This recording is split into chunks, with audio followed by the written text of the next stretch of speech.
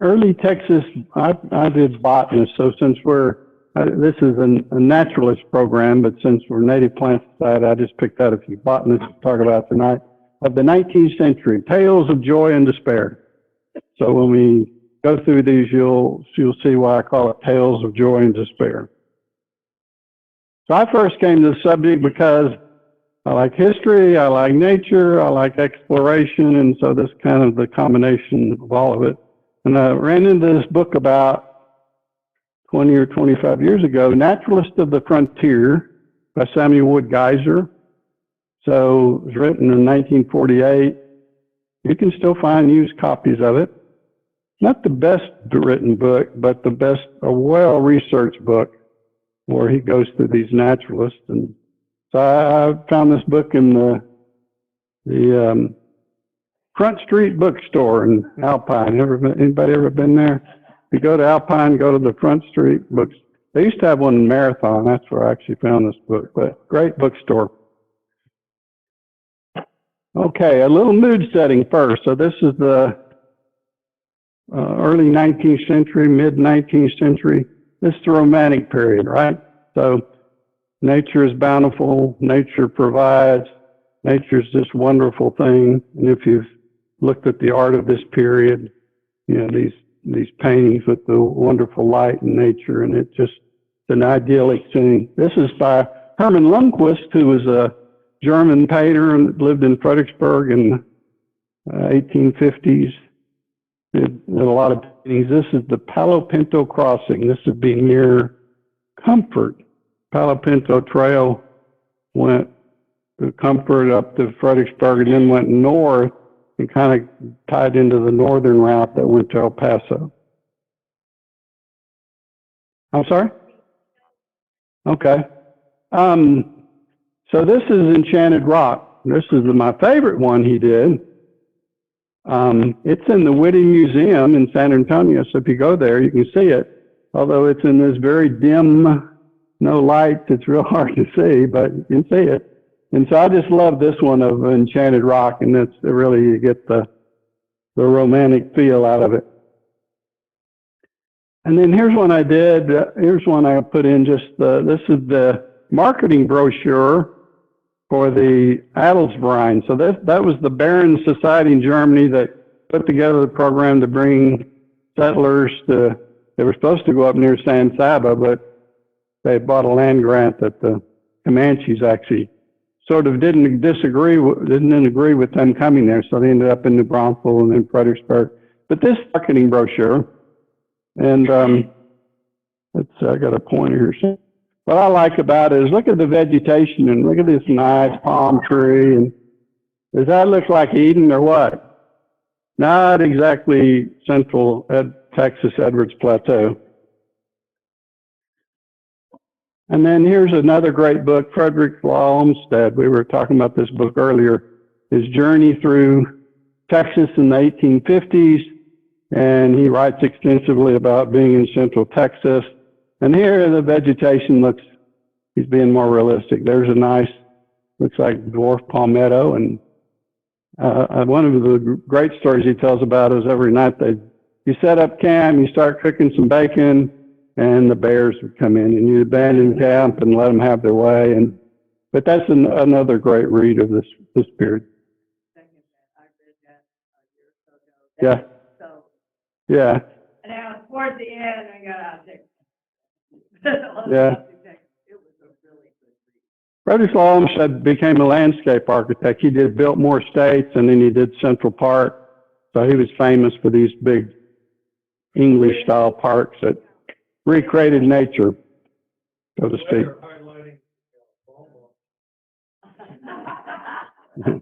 Oh. Yeah, you got some Spanish moss there. One of our bromeliads. Okay, so here's what we're going to talk about tonight. First, we have a pop quiz. So I didn't warn you about that, but that's why it's a pop quiz. Well, why do we study these naturalists, some background information, talk about a couple of patrons that supported the work of these botanical collectors, and then we'll pick out a few of them to talk about again. I'm going to focus on the botanists. So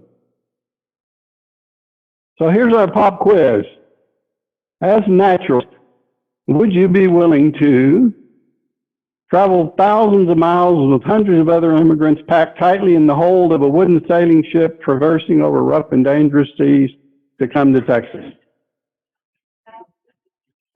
Oh, now come on, don't you call yourself naturalist? All right, try this one.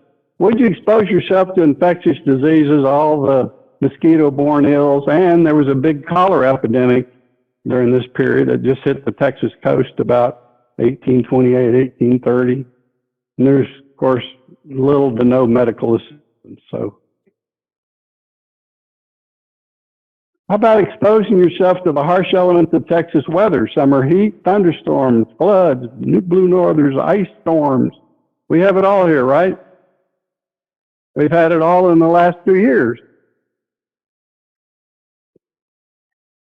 How about risk your life to unfriendly Native American tribes or lawless criminals? So East Texas in particular was full of lawless criminals. And of course, the Native Americans controlled in 1840, from about here on out, they were still largely in control of. And finally, how about this one? Would you walk 673 miles from San Antonio to El Paso collecting plants and then walk back? We'll find one of our naturalists did that. And you have to do it all for the love of nature and discovery and no hope of making any money or any fame or fortune. So, okay, how many of you answered 6? All answered yes, all. 5, 4. That's what always happens. I tell you, we're a bunch of wimpy naturalists, aren't we? Now, I would say, I'm sure some of you have done it, have gone out and done some foolish things, especially in my younger years, looking for plants or this or that, or hiking. Usually I got to make it back, and you got in my car and drove somewhere and took a shower, right, and had a good meal. So, but none of that in the mid-19th century. What are their motivations? Love of the natural world, joy of discovery, wanderlust. A fellow named Gideon Lincecum. We won't have time to talk about him tonight, but he just loved to go out and wander around and for months at a time. Lindheimer did the same thing. And finally, pride of personal scientific contributions. So a lot of them were driven by a love of nature, a love of science, and the desire to contribute. Why study them? Well, if you study their accounts, you get a sense of the natural history of Texas during this period, a land restoration perspective. So you get accounts of what the land looked like, Now, we've wasn't too many years ago, we all thought we could recreate that. We've learned we can't do, but it's important to see what did the land look like before the Europeans came and we altered it. It gives you some perspective. Scientific names. So you hear these names like Phlox Drummondi or Muhlenbergia, Lindheimer or whatever, and you wonder, well, you'll learn tonight, and it makes a connection when you see these plants and you connect them to these people. And finally, the human stories. I think you'll find those interesting. We'll go through these tales of joy and despair. Okay, some historical background. As the social frontiers moving west, meaning pioneers and settlement, the scientific frontiers moving with it. It's maybe just a little bit ahead of it. There's a lot of early military and railroad expeditions, and they included natural scientists. Geyser says during this period, from the forming of the 1980, it's the most fruitful period of scientific exploration in the U.S. And why? Well, there was so much to discover, right? A whole new land, new plants, new animals, geology. And this was an era when the natural sciences are coming into their own. And so they're developing. So the U.S. was just if you were into the natural sciences, it was the place to be. universities and institutions and private collectors are building herbariums. A lot of wealthy collectors created vast herbariums just for, it was a thing to do. The exploration in Texas really begins with the Northern Europeans coming. So when the Spanish came, they were much earlier. Science hadn't developed to the extent it had by this time, but they were more into proselytizing in gold, and it was when, you know, the English and the Germans and the French, and so most of these people are from those Northern European countries. 1875, the last frontier of Texas is settled. And why is that? Well, the Comanches are decimated in the Battle of Palo Duro Canyon in 1874. So West Texas becomes a little more open. Most of these, or pretty much all these we're going to talk about, they're collectors. So they're collecting for these institutions. They're not necessarily considered scientists themselves, amateur scientists. They're self-taught. A lot of these guys in botany in this period come from medical backgrounds. So medicine at this time is plant-based.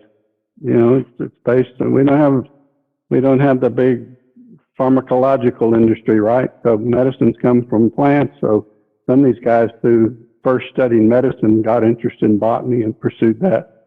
And Geyser says between 1820 and 1880, about 150 naturalists passed through Texas. And he's got a little pamphlet he created also in addition to this book, and it lists all of these people that he's recorded from various sources. So it's an interesting reference material. So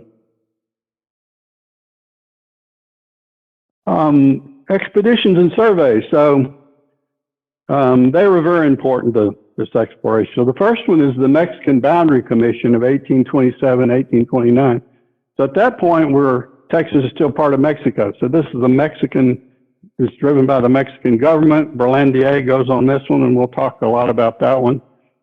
In 49 to 57, you get the U.S.-Mexico Boundary Commission survey. So this is after the Mexican-American War settled the boundary, and so now this is a commission to go all the way from California down to Brownsville, led by this fellow William Emery, who's a military officer, a surveyor.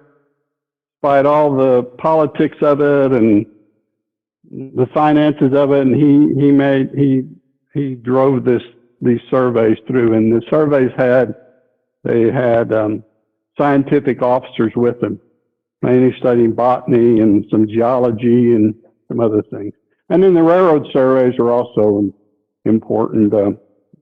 But Emery's reports are written up in some books, and you can buy them. I've got a copy. You got to be really interested to buy it because they're expensive. But there's 3 bound editions of it, and it's really some interesting reading. And so, if you ever been to Big Bend, climbed up on Emery Peak, the highest peak there, that's Emery. They're Emery Oak.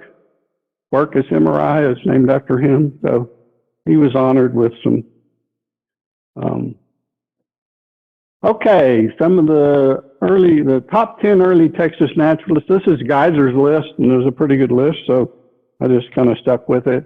We'll just get to talk about the ones in green, but I'll give you some highlights. Peter Custis was the first trained scientist to come there. There was an expedition up the Red River between Texas and Oklahoma, and the Spanish stopped them very quickly and said, go back to wherever you came from. So that was sort of an aborted edition. Berlandier, we'll talk about. Drummond is a famous botanist, ornithologist. So he was here for 15, 18 months in the early 1830s from Houston and came out and collected. So he was the benchmark for a lot of these guys because I think, 1,500 specimens of plants and 750 specimens of animals. I mean, he was very prolific. He was sent over by Scotty Hooker, one of the famous Scottish botanists. But unfortunately, Drummond, on the way back, stopped in Cuba and died mysteriously and was never able to come back to Texas. He hated Texans but he was coming back anyway because he loved the botany. And Roemer, I'd like to talk about him, but he was a geologist. Now, he was a trained geologist from Germany. The Barron Society brought him over to Texas to go look for the silver mines at San Saba, right, or any other minerals, because this business of bringing thousands of migrants over here to settle Texas had not turned out to be the financial boon they thought it would be, so they were desperate to find minerals or anything. So he came over studying the geology, but also was an amateur botanist, befriended Lindheimer, traveled around. There's a wonderful book called Roemer's Texas, and that's a great read. You can find it in libraries usually. But his first account of traveling around through central Texas, it's a really good read. Lincecum was a real iconoclast, untrained, but trained in botanical medicine. He actually wrote a book about, I think it was the Chickasaw Indians and their botanical medicine.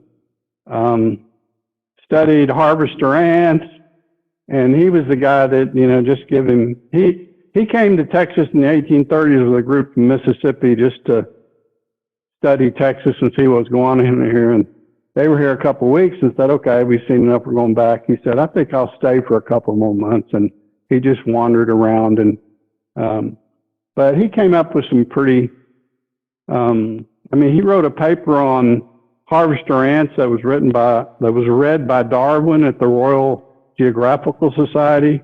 But then he would come up with ideas like he thought the ants were actually engaged in agriculture because you would find all the same kind of grass seed and grasses growing around these harvester ants. Well, it's just because that's what they were eating. They weren't actually purposely. Anyway, and Belfrage was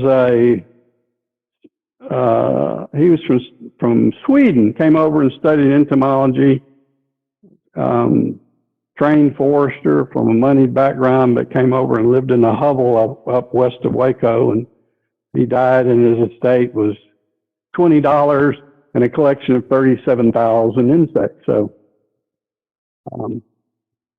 anyway, and Bowl he did the geology of West Texas and entomology. So we'll talk about the guys in green. Maybe we'll get to at least the first three. We'll see how the time goes here. But first, let's talk about the patrons. You've probably seen this name, Engelmann, attached to quite a few species. George Engelmann was from Germany, came over, physician, self-taught botanist. He went out and collected himself in the western U.S. The big spruce in Colorado is named after Engelmann spruce. Founded the Academy of Sciences, supporter of the botanical garden there. Friend and sponsor of Lindheimer, and we'll talk about that. Wrote up Lindheimer's collection. Engelmann loved cactus.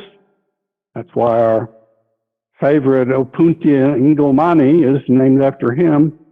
But he described 108 species of native cactus, and there's only 180 to 200 in all of the U.S., so that was a pretty important work. Described the Yucca genus, and he was a friend of Gray, the next guy we'll talk about. So Engelmann was very, he was, especially for Lindheimer, he created this service of a subscription service. So you paid, if you were a university, a private collector, you would pay X dollars a month, and every month you would get a collection of dried specimens from Lindheimer.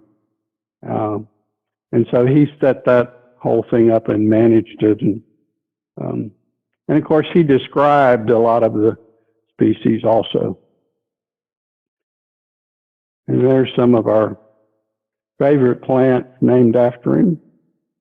And of course, engelmanni also gets variety Lindheimeri attached to it because there's some variations in it. But and then Asa Gray was the other big patron of the era. He was actually a trained physician who gave that up to study botany, became a Harvard professor, wrote one of the first, or the first and most preeminent, manual of botany of northern U.S. at the time. Started the Gray Herbarium, wrote up Lindheimer and Wright's collections. When I say wrote them up, they're just, you can get a book of them. It's just a list of all the plants that they found and with some data on those plants. So it kind of catalogs all of their collection. He sponsored a number of these guys, but as we'll see, especially with Wright, Gray's kind of a ivory tower demanding kind of guy as opposed to Engelmann. And so, we'll read a funny letter from Wright that Wright writes to Asa Gray later on. Okay, so let's talk about the first botanist on the list, Jean-Louis Berlandier, one of those great French names that you kind of just rolls off the tongue.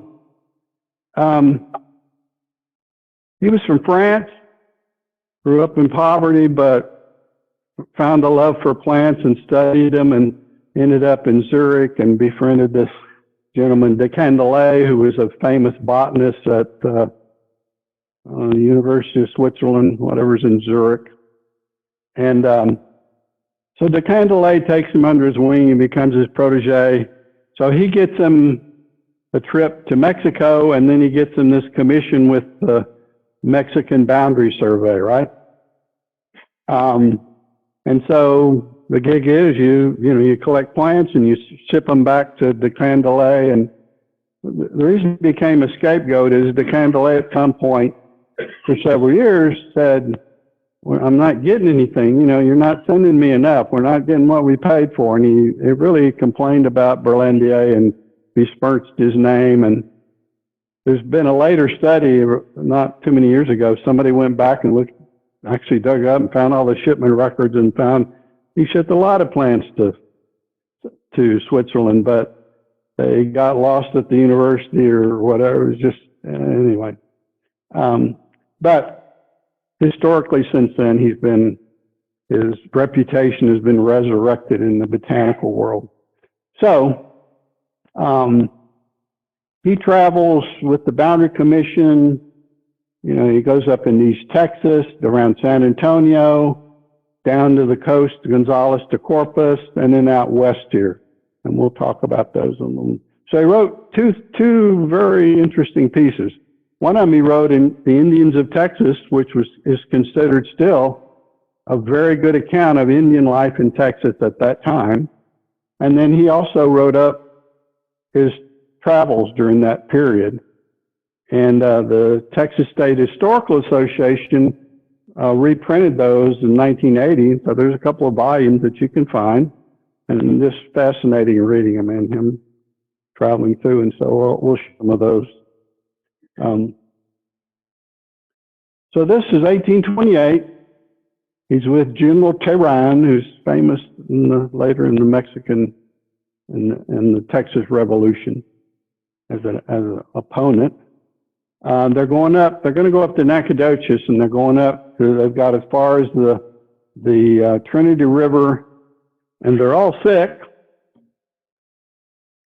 from probably drinking bad water or whatever it is. But so this is Berlandier's account of May the 26th to the 30th, 1828. They're up here in the bottomlands of East Texas. Second day, our residents, the number of sick increased. The general himself is indisposed. 40 out of 40 soldiers, 14 are stricken by the fever of the country. The heat's extraordinary, about 90, 92 degrees. Of course, the humidity's 90 or 95. This is East Texas, right? And it's May, so it's not a pleasant place to be. Breeze is scarcely felt. We're almost suffocated. The half-fermented water which we drank contained a great deal of vegetable matter in solution. We sometimes cannot drink it, either because it's bad taste or because it's too hot. As it most often provoked vomiting, we had to resort to wrapping bottles in damp rags and filling them with water. By that means, we had a less disagreeable drink. So they turn back. They actually don't make it to Nacogdoches. They come back to San Antonio. This is, so one of the things I like to do with this is kind of customize this. I'll look for references to wherever I'm speaking. So this is on the outbound way in April. He crosses Cibolo Creek. They spend the night in the prairie up there. That first line he talks about it talks about the inconveniences. They got caught in a lightning storm. And apparently it's lightning and thunder, and they're out on this flat plain with nowhere to hide, and so they're hunkered down all night. But he says after that, the beauty of the country was so constant that even the road itself was covered with flowers. On the prairies can be observed ranunculi, vetches, salvias, and a chelone. The chelone is an eastern U.S. flower. So I can figure out what he's referring to there, but chelone is a turtle head in the eastern U.S., so pinkish. So anyway, now as he comes back to San Antonio, and now when he's headed out west, he also writes this account of he's coming out this way. Who knows? Maybe he was right on the banks right here, but anyway, talks about ayume, which is flame leaf sumac, post oaks, agarita, artemisia, abundant bears, deer, and even talks about seeing a herd of bison out here. So in 1828, there's still plenty of bison in the area coming down in here. Later on, then he crosses what they call the Arroyo del Lobo Blanco, because I think it was some Indian guides actually had killed a white wolf. They killed it and butchered it.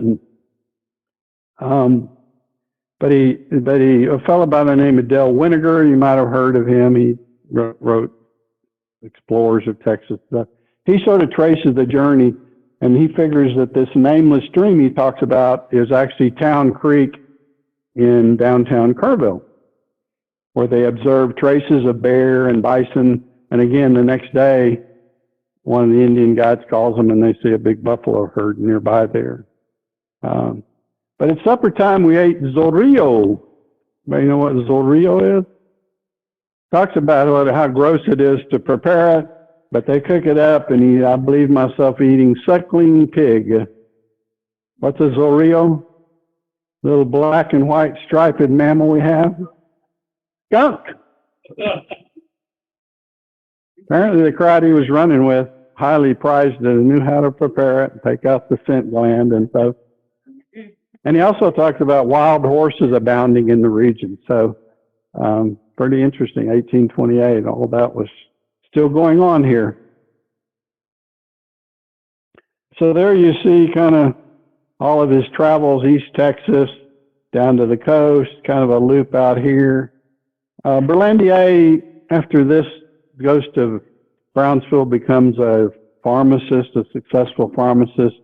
Unfortunately, in 1850, he drowns crossing of the Rio Grande in a flood for some reason. And so he kind of ends tragically, but a big contributor to knowledge of Indian life and botany and to just his observations of the time. So,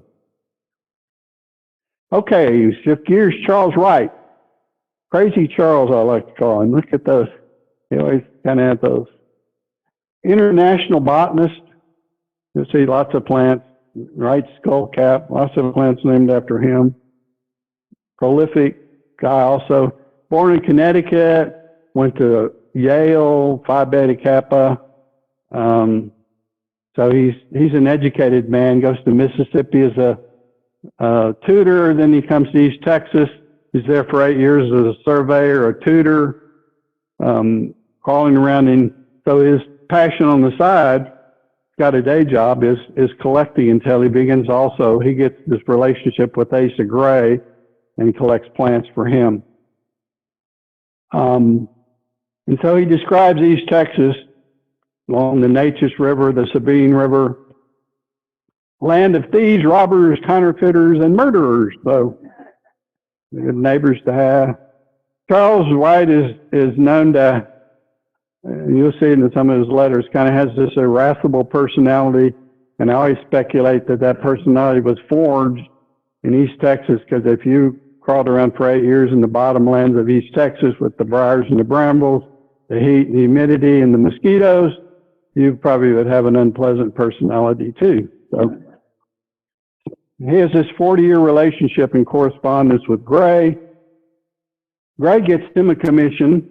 Now this is the U.S.-Mexico boundary. This is 1849, right? So this is the U.S. military. They're plotting a road to El Paso.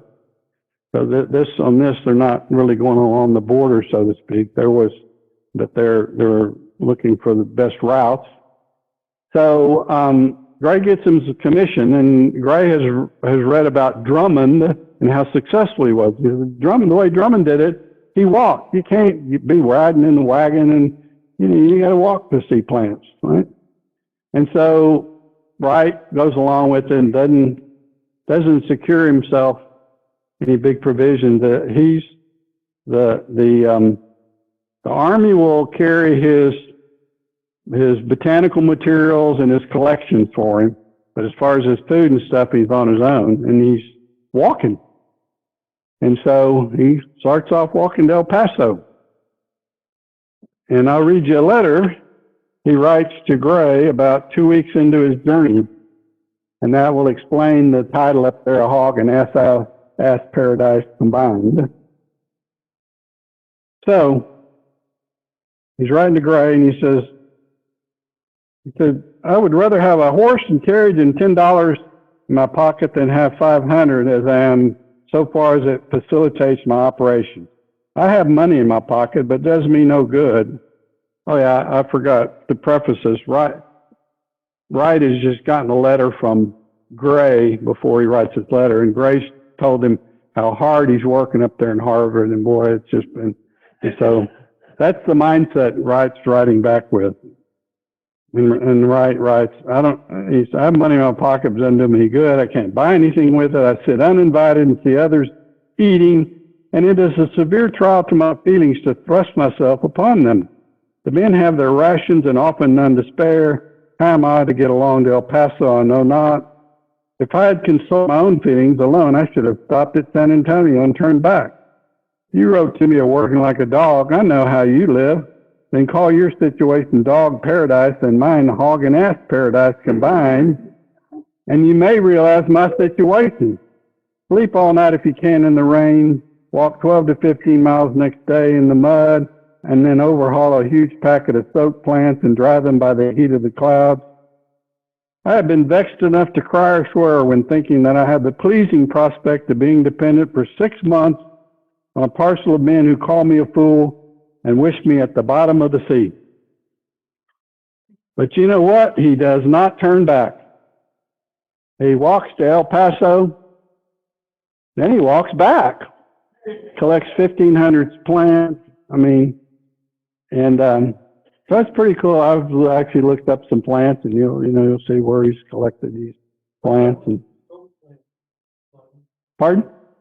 Was that soap plant that you mentioned were reading in the letter? Soaked. I'm sorry. Soaked with water. Oh. So, yeah. Are they collecting plant parts, seeds? Are they guessing? What are they? They're collecting dried specimens. I should explain that. So, some seeds too. You're collecting a plant, a whole plant, and you got a press, right? So you have paper, you put that plant between it, and you put some more in it, and there's a wood frame, and you put the whole thing together, and you're dry. So these are dried herbarium plants. So imagine you collect them. Now you got to press them. Wind's blowing or it's raining, and then once you got that done, you got to protect them, right? Because you don't want that whole press of plants, so you got to keep them covered up. And so you always have this battle of you find new things, you have to do this, prepare them, but you got to preserve them because they get wet, they're ruined. And so they constantly are losing stuff that's getting wet. And So they're putting those on the wagons and the soldiers are taking. yeah, the soldiers are carrying his plants for him, and then presumably in El Paso he shipped some back, and then when he came back through, when he got to San Antonio, he'd ship them off to Gray. And so he would get paid by the specimen, so to speak, you know. And the etiquette of that, I should explain with Berlandier got in a little trouble there, is you were the collector. You sent them back to Gray or Engelman or whoever. They got to describe them and name them. You didn't get to name them. They might name one after you. Berlandier committed the faux pas of actually he kept a few plants himself and wrote up the monographs and named them himself. And so that was another reason de Candolle was irritated with him, is you didn't do that. You were just a hired help. So there's Wright. There you can see his sort of travels, the places he went. There again he is with his, always look like his crazy eye. He left Texas. He goes to, he was in Texas for 15 years almost. He does an expedition in the Southwest. He does an expedition around the world. He collects in Cuba. Cuba was a real hotbed of botanical collecting at that time. He survives it all and gets to go back to Connecticut and dies in his old age.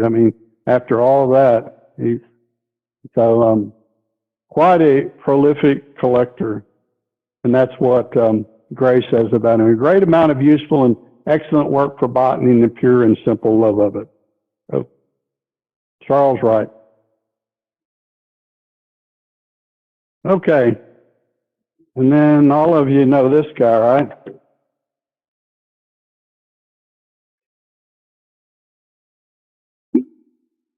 The father of Texas botany, but kind of looks like the god of Texas botany or something. He's got, and he looks fierce and kind of, but he, he's a very good man. So, okay, Ferdinand Lindheimer. He's born in Germany to a family with some money. He's educated. He teaches in a school there. At this time, Germany is an area of political unrest with the students. There's no land left. It's a feudal system. Students would like a democratic republic. So there's all kinds of things going on that probably drove Engelman out and drives Lindheimer out ultimately. And seems to be a split with his family that's never understood, but he never communicates with his family or goes back after this. He first goes to Illinois where Engelman is because they know each other from Germany and talks with him. Then Lindheimer goes to Mexico where he manages a plantation for a couple of years. But he really wants to he was going to go to Texas. They'd come down to New Orleans and I don't know, at the time they found out it was very unsafe to come to Texas. So he went to Mexico. Anyway, he decides he's going back to Texas and fight in the revolution. He arrives in Galveston April 22nd, 1836, which of course is the day after San Jacinto Day. So he misses the revolution. He moves out west of Houston in the Hockley area, if you know, out on the flat plain, and he tries to be a farmer, and he's a terrible farmer, lives a penurious life. He's writing letters to Engelman in this period, and I put this one up there because I want you to see. So German script in itself is really hard to. So Engelman's got no money, or Lindheimer's got no money, so he got a piece of paper, he makes use of it. He writes this away, and then he writes this away. He wrote on envelopes, he wrote on, so Minetta Goyne, who was a descendant of him, who wrote a book, A Life Among the Texas Flora, which is the translation of his letters. I don't know how she translated them, but it's just fun to see. That's a letter. So, and Engelman had to read them. So he visits Engelman a couple of times and he sets up this deal. He'll become a collector. And so you can subscribe to the Florotexana exicata. So exicate is to dry, so an exicata is like a dried plant collection. So you do you pay your subscription every month, you get some plants. From Lindheimer's end, it's a hard bargain because you get a shipment up there, you get a payment. Now you got to live off that money to the next shipment, right? And you got to save enough money so you can make the next shipment, right? And he's always thought he's just got no money. He just, he's always, and it's, financially it's really a hard deal. He has a desire to create an herbarium and botanical garden, but that never really comes to fruition. So he's over collecting around Cat Springs and industry that's over towards between Brenham and Sealy, kind of up that round top over in there. He goes down toward Galveston, Matagorda Bay, collecting all down there. Engelman wants him to go inland, Well, he's moored on the coast because he's got no money. He just can't get ahead enough to even afford to buy the provisions so he can go inland. And here's a day in the life, on a letter he writes to Engelman on his trip to the Brazos Bottom. So the Brazos Bottom it's the bottom, right? Full of mosquitoes and whatever. Bad weather, half fading from the hard trip, wandering around barefoot in the swamp, thickets, rainy weather, burning quicksand. Day 3, a great many moccasins. Not the kind you wear, the kind that slither. Horse and wagon got stuck in a muddy water hole at hot noontime. There's another great story of Lindheimer. I mean, his letters are full of stories where one day he's riding his cart. If you're riding across the coastal plain of Texas, you got creeks and rivers and all these things to cross, and it's flooding. Anyway, he keeps having to unload his cart and get it through and take his clothes off. But about the third time, he said, I just left my clothes off and rode naked the rest of the day in my cart. But anyway, horse and wagon stuck, storm, heavy rain. First night in Brazos Bottom, swarms of mosquitoes made the ear dents. I made the decision to get through the Brazos Bottom or perishing. And yet, now this is a few years later, he can write, I can think of nothing I prefer to wandering around and gathering plants and collecting and preserving them. So 1844, there's this whole story of the German barons trying to bring these people to settle up at San Saba, and they can't, so Prince Salm de Braunfels buys the land for New Braunfels. But these people, there's cholera at the coast, there's no carts to get them up here. It's just, for these early German immigrants, it's really a horrible trip. He goes down and helps get them to New Braunfels. Lindheimer helps pick the first site of New Braunfels.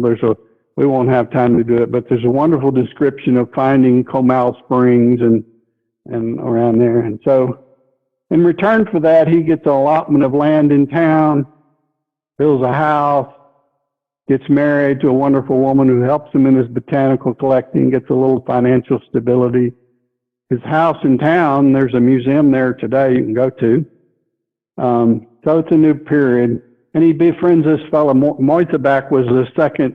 He succeeded Prince Salm de Braunfels, and he's the man who settled Fredericksburg, but also was very interested in botany, and he and Lindheimer became lifelong friends.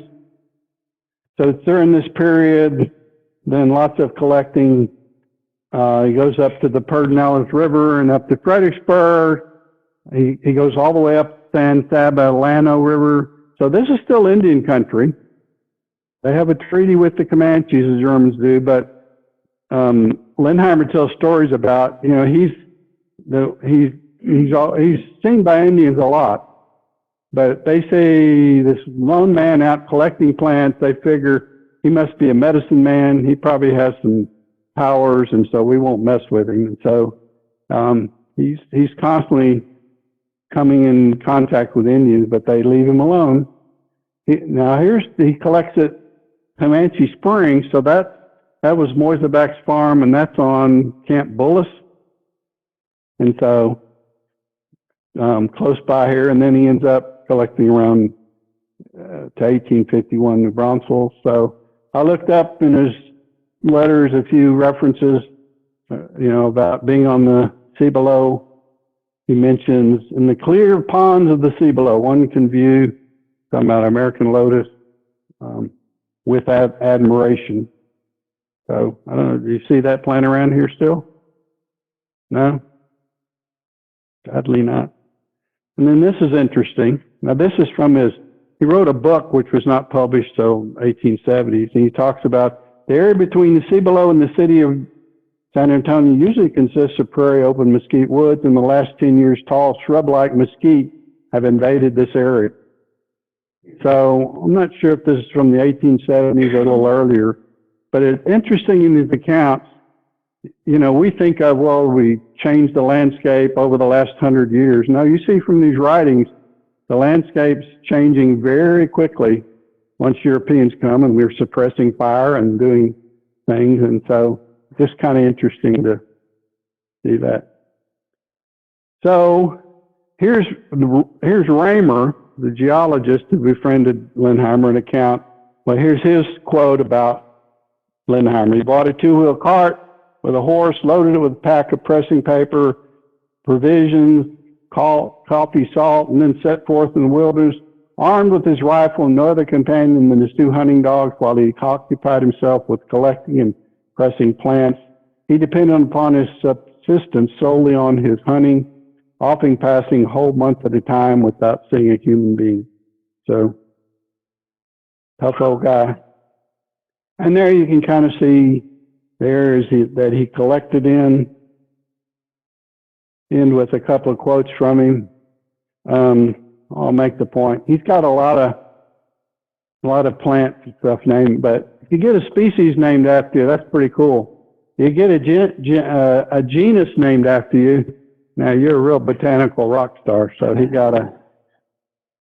said, I'm to be sure only a minor helper in the secret temple, not of that of Solomon, but that of science, not one of the higher officers, but nevertheless a fighter in the front ranks of the great phalanx with which intellect conquers the world. So he was dedicated to science.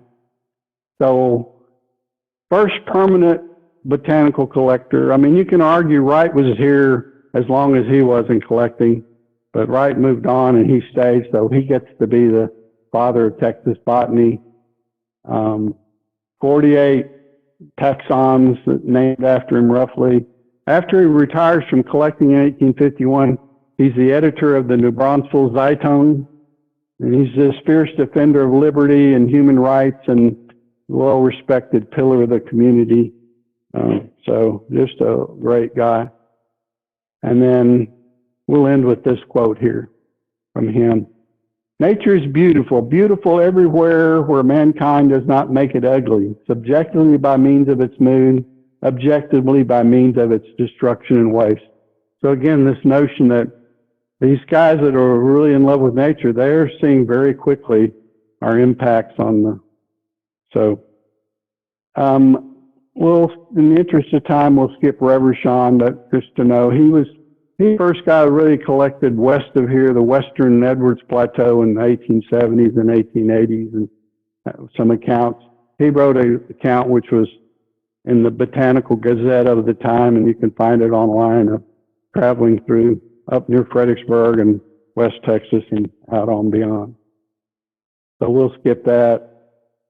And we'll say, never stop discovering. So we're not going to be doing what these guys do, but I assume you're all here because you still have the love of discovery. And there's nothing like even going out on your property and finding some species you've never recorded before, right? And feels pretty cool. So we'll end there. All right. Any questions, or not? I'll be around here. If you take one, you can come up and we'll talk about it. All right, thank y'all. Thank you.